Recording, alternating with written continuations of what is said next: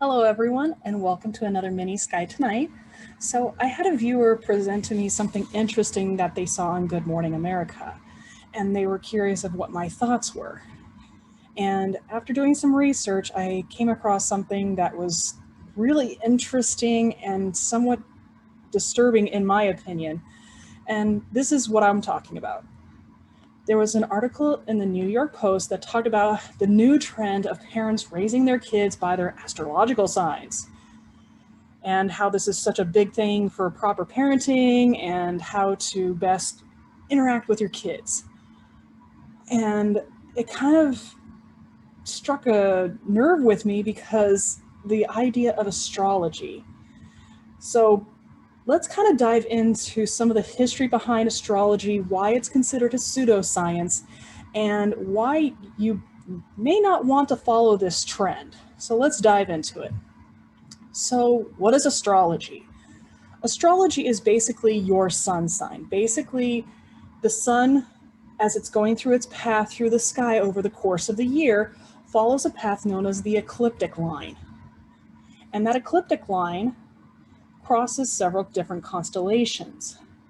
So, whatever date you were born, the sun was in a certain constellation, and that is considered your zodiac or your astrological sign, depending upon when you were born.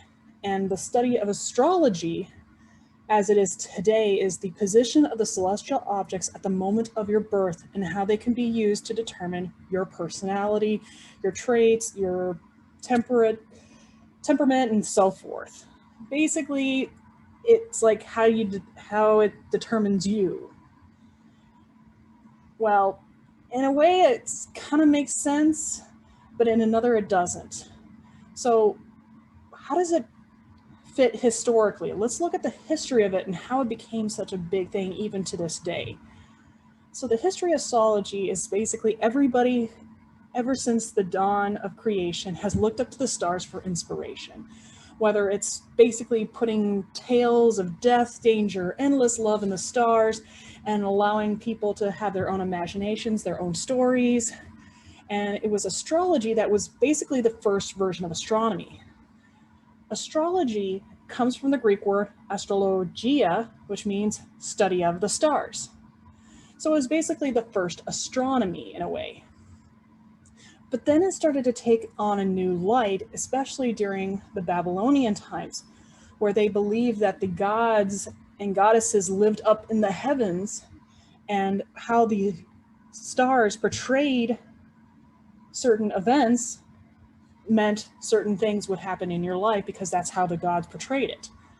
And every culture has their version of astrology in a way, like how the stars portray certain events happening from Egypt to India to the Islam territories, China, Maya, Inca, and almost every different culture has a version of astrology. But the one we associate with here in America is the Greek and Roman version, where we use all the Greek and Roman constellations. In fact, the image to your left is some of the oldest recordings of astrology. This was kind of found in the Mesopotamia area, where it was basically depicted of 32 tablets of ivory showing different zodiacal signs. So it's been around for quite a while. So why is it coming into modern examples? I mean, we have the funky song from the 1970s, the dawn of the age of Aquarius. Even the White House has had their personal astrologers. You look in your daily newspaper and magazines, you get your daily horoscopes. And I know back just a few years ago, there was Mercury is in retrograde meme, so therefore I'm in a miserable mess because of that. So putting your fate and destiny in the stars and saying, oh, my life is like this because of what's going on in the sky. So does this study of astrology have some scientific backing? Because this idea that the stars affect your life in some way has existed for thousands of years. So does this have a foot to stand on? So is there any physical influence to astrology? Because they said that the celestial bodies affect a person. Well, could it be gravitational? Could it be tidal?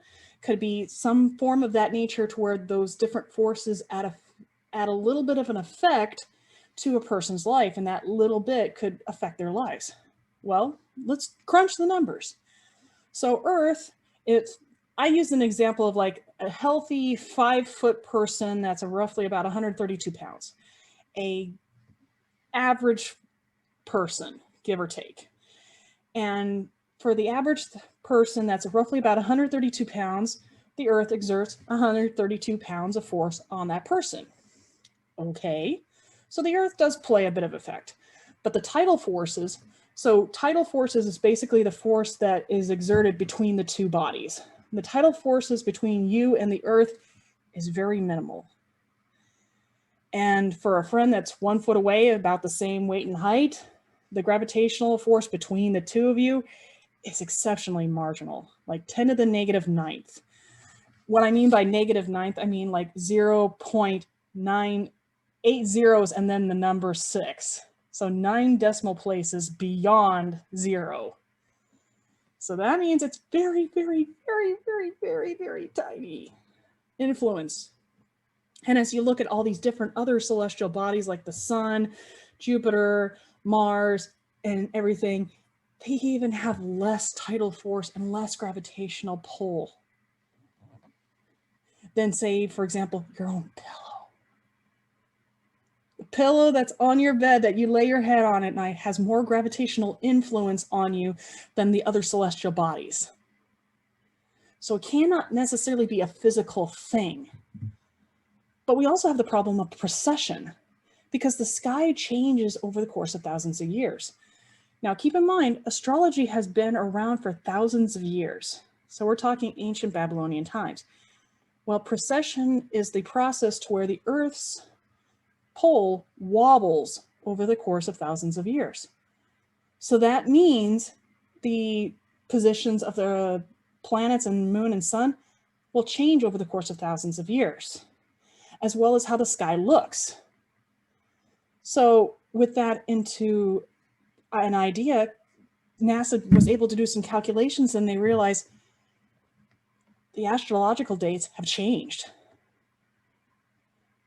over the course of time because of basically of the position of the moon and the sun and the stars. With the idea of precession, the astrological signs have changed, and that technically there are 13 zodiacal signs. And also the average dates for these different zodiacal signs have changed as well. So that means you may have a different zodiacal sign. And when I'm talking about 13 zodiacal signs, again, a sun sign or a zodiacal sign is by definition the constellation that the sun crosses. And here is basically kind of like a state view map of the sky. So this is the boundaries of the different constellations. So if you were to basically take the sky, instead of having the beautiful dot to dot constellations, you have basically a state border constellation in a way. And these are the borders of the different constellations. And if you will notice right next to Scorpius and Sagittarius, to the bottom left, the sun crosses in a constellation known as Ophiuchus. So there's 13 zodiacal signs technically, not 12. So that kind of throws off a lot of calculations. And to make matters worse, even the astrologers have blamed NASA for creating this odd calculation in their tablets. And they've rebutted saying, we didn't create it. It's been there for thousands of years. We just calculated the math to show that, hey, you also have to include this constellation as well if you want to include astrology. So this is technicalities. I mean, things can be reworked and everything. So how about hard science? In order to consider astrology a hard science, you have to have it to be repeatable, irrefutable, that their predictions can be repeated over and over again. But here's the problem. You have different schools of astrology which sometimes conflict with one another. And I know, like, one of the fun things I did as an experiment back in college is that I looked up horoscopes in 4 different newspapers online, and each horoscope was different. So why all the discrepancy? Shouldn't it all be the same? Well, back in 1985, Sean Carson got the same idea. He got tired of basically saying that, oh, these astrologers are irrefutable and that they're actually doing science. He said, okay, let's do a scientific experiment. Let's do a double-blind test and to see if your predictions and your matching of personality types actually works. So they contacted 30 astrologers from different reputations across Europe and America. And these 30 astrologers were considered the top tier of their professions and from their different colleagues. Like they validated one another. They weren't just your Joe Schmo off the street. Like these were highly refutable astrologers. And they brought in a test group of about 116 different subjects, 116 different people to be random test subjects. And they took the California Personality Inventory.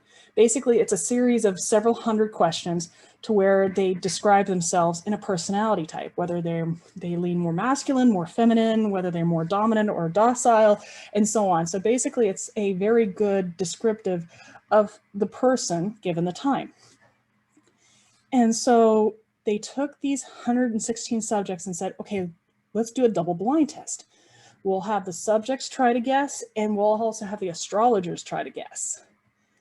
And so they took the birth chart traits from the astrologers, from the National Council of Geoseismic Research, and their astrologers, saying if you're born on a certain date, these are the types of personality traits you're going to have. And they also took a chart from a random person from the CPI test they took. So the way the test was run is that each person was given 3 personality profiles. And they had to match the profile with a person's birth chart. So that they're given these 3 personality profiles and saying, oh, given these personality profiles of person X, Y, and Z, person X matches this chart. And so they try to match it up. And they did this for all 116 subjects. And given the 3 personality profiles, only one answer was correct. And what I mean by that is that they're given a birth chart saying, okay, you're going to look for a Scorpio in these 3 different personality charts. Which one do you think is a Scorpio? And they placed the Scorpio. And they did this comparison for all 116 subjects. So out of the test subjects that did this blindly, with no experience, with no expertise whatsoever, when they try to guess, okay, this person matches this personality type, and they did that for all 116, they were 33% accuracy, had a 33.7% accuracy. A 1/3 guess, that's less than a flip of a coin type of guessing. And the astrologers were no better. They had a 34% accuracy. That should say something. That means that the astrologers were basically randomly guessing personality traits and types. And these are supposed to be people that recognize different personality traits and types given based upon a sun sign. So that should say something, that do they have any refutable evidence whatsoever? And also, as a random question to think about it, I don't know of any astrologer that is a multimillionaire. I don't know of any astrologer that has made it big and made huge impacts in the world. Very few have. That should give you something. Ultimately, keep in mind, it's just random guessing. And it's, yes, I know a lot of people depend upon their horoscope, but keep in mind it's something fun. So a final takeaway. Take it with a grain of salt. Think of it kind of like a fortune cookie. Everybody gets a fortune cookie from their favorite Asian restaurant, and they open it up and says, oh, my fortune is this. Well, it may or may not necessarily be true, and especially since a lot of fortune cookie fortunes are very vague and can apply to almost anything. The same thing can be applied with a lot of horoscope readings. They're kind of vague and they can apply to anything or anybody. And from what I gather from a lot of astrologers that I did a research on, so many of them were psychologists. So that maybe that many people are looking for astrologers because they're just looking for somebody to talk to. But on terms of the parenting side, parenting's not easy. I get it. I have a wonderful 2-year-old daughter. I love her to death, but it's not easy to try to take care of her sometimes. Do the best you can. Sometimes you're going to get it right. Sometimes you get it wrong. Every child is different. Just to give you kind of a bit of an example with my personal experience, my daughter and I are technically Scorpios, but our personalities are vaguely different. I'm an introvert, she's an extrovert, she's a morning person, I'm a night owl. She is bubbly and cheerful, I'm more reserved, and I like to be cautious, whereas she is more gung-ho. So we are opposite, and yet we're supposed to be of the same sun sign. So every child is different. Every kid, and the sad thing is many parents can say, no kid comes with an instruction book. And you're having to guess sometimes. Do the best you can. Get to know them for who they are. Because you may be surprised by getting to know them a little bit better, you can find better ways to help them become a better person. Also, when you're overwhelmed, ask for help. Talk to neighbors, talk to friends that have kids, talk to some experts like your child's pediatricians or other experts in the field that can help you when you feel like you're at your wit's end and unable to figure out how to reach your kids. I get it, it's not easy, and you're gonna fail. Hence my next point, when you fail, apologize to your kids, because you're gonna fail, because you're a person, you're human, you're not perfect, and give yourself some grace. Don't beat yourself up if you accidentally do a parent fail. I know I've done several parent fails, and I'm pretty sure I probably will do more later on, but give yourself grace. You're learning how to take care of your kid the best way you can. And it's going to look different from how your neighbor takes care of their kids, from another person who takes care of their kids. It's going to look different because your lifestyle, your environment, your personalities are going to be completely different from everybody else. So do the best you can. And last but not least, carpe diem. Many people believe that, oh, my life is affected because the stars are in a certain way. And actually it is not. You are the master of your fate. To quote a professor of mine, he said, you hold the pen to the story of your life.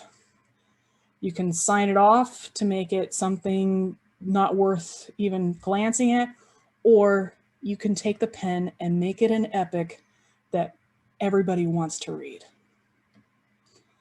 Or to quote a friend of mine who's a Marine, he said, we're all dealt different cards in life. Some have a great hand, some have terrible hands. You can either fold and walk away from the table, or you can play the heck out of the cards you have and walk away with some of the spoils. So carpe diem, seize the day, take hold of your life. Don't let what other people think or influence, saying that this is going to influence you. You take charge. Also, here's some parenting resources. I know sometimes I'm having to guess of how to best take care of my own daughter. Here are some parenting resources I've looked towards for some ideas and tips on what to expect and how to take care of my own daughter as best as possible. So if you're looking for some nice resources to get some ideas and some expert advice, here are some resources. Nonetheless, if you have a question or a topic you would like for me to cover over, leave it down in the comments below. Also, if you're looking for something to educate your kids with and to provide them something fun for them to do while at home, there's a website called futurereadysa.org, which allows your kids to do these fun activities while earning digital badges. So it kind of gamifies learning. In fact, I'll leave a link in the description below so that way you can check out the Astronomy one, which is one of them that I've worked on personally, and you can check it out and have some fun with it. So until next time, stay safe, stay healthy, and as always, Never stop learning. Have a great day, folks.